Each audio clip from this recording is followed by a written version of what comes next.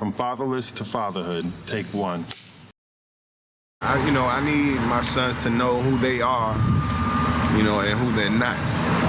Meaning who you are, where you come from, what you're worth, what you represent, and what you don't represent. You're not a guy that could just roam the streets acting like somebody don't love you. That's not who you are. You know what I mean? Like you're not growing up. You're being raised. And there's a difference.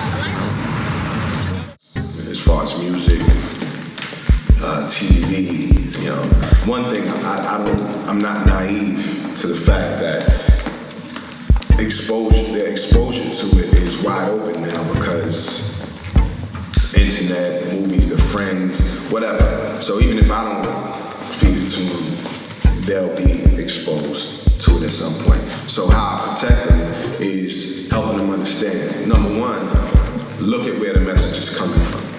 Pay attention to the message. What I explain to them is concept too.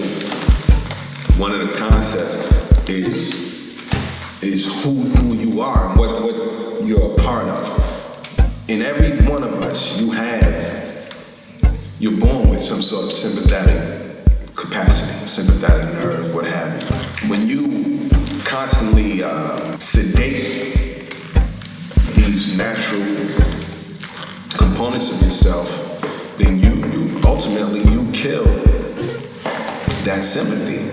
So now you have a bunch of kids that's running around sedated, non-sympathetic to other people, to other situations, and you did it yourself. These are things I discuss with them. Like, it's not just a song.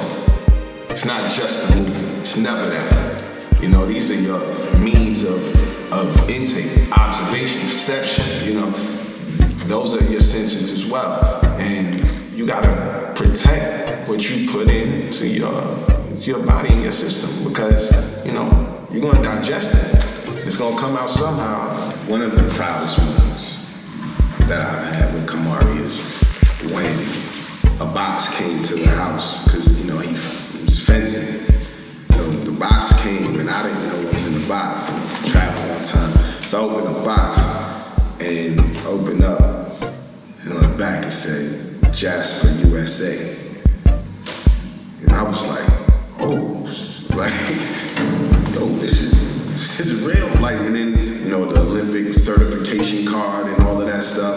And I'm like, fencing, and it was something totally out of where, my reality when I was growing up. When I was 15, 16, that fencing, what was that? Zorro? So, and then when he came home, it was like, as he was expected from him, he's expected. So I was like, all right, his preparation got him to the point where the surprise and it wasn't even a big deal. So I think I was extremely proud because that put the stamp on what I'm trying to drill them with, It's like, dude, if you prepare right, then success or failure is not even a surprise. Christian makes me proud because he's a very compassionate child, just knowing that he's like I probably wanted to be. But circumstances from just growing up and the challenges I faced growing up just didn't allow me to be that wide open of a child. And then that allows him to be creative and not have any bounds.